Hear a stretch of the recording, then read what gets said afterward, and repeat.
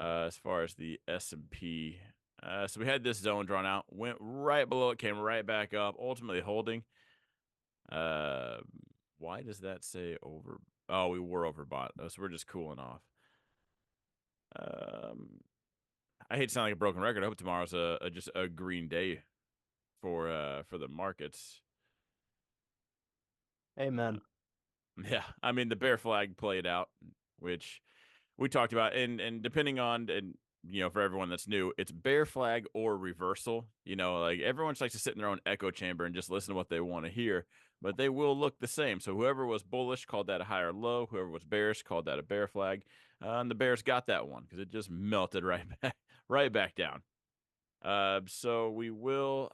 I do have to make this zone yellow now. We just made that a white zone, kind of like let's just keep an eye on it with that movement. We are holding right here. He says, I need a red day for Tesla. I don't mind if Tesla's red. Tesla can do his own thing, though. They can just sell that thing off. All right. Right now, I think it's worth catching the knife. I mean, I caught the knife on the Qs. We'll see where that leads. But again, the reason why I did tomorrow's expiration was because if we're green tomorrow, I don't know. First of all, I don't know if I'll be anything over the weekend, but I might be tempted to be short over the weekend. If we're going to keep this trend down, if we don't just full send and end up at this yellow zone, kind of breaking the previous high, then the trend might still just be down, and I might end up going short over the weekend. Russell, I have until tomorrow for this to have one of the worst red days in history, That thing or ain't that, going down. what's that? That thing ain't going down. Well, it came down today. We went zone to zone today. The market got destroyed the past 2 days. I mean, and look at the Russell. That's a I, dip buy. I know that's embarrassing. So I did go short this. So it's cool that it went zone to zone. And if you were short, that's cool.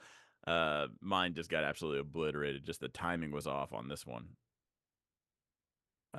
So I guess sucks to suck. You just take losses. Russell went on an absolute ridiculous run.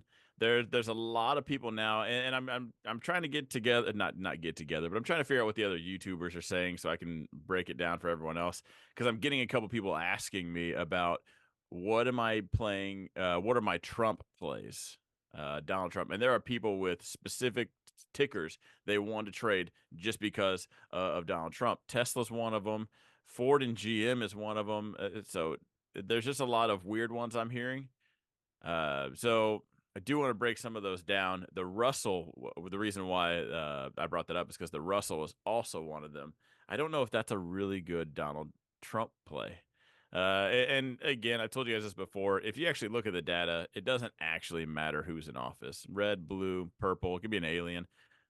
Doesn't actually matter. The market's going to do what it's going to do. There's every time there's been a Republican, it went up, it went down. Same on the Democratic side.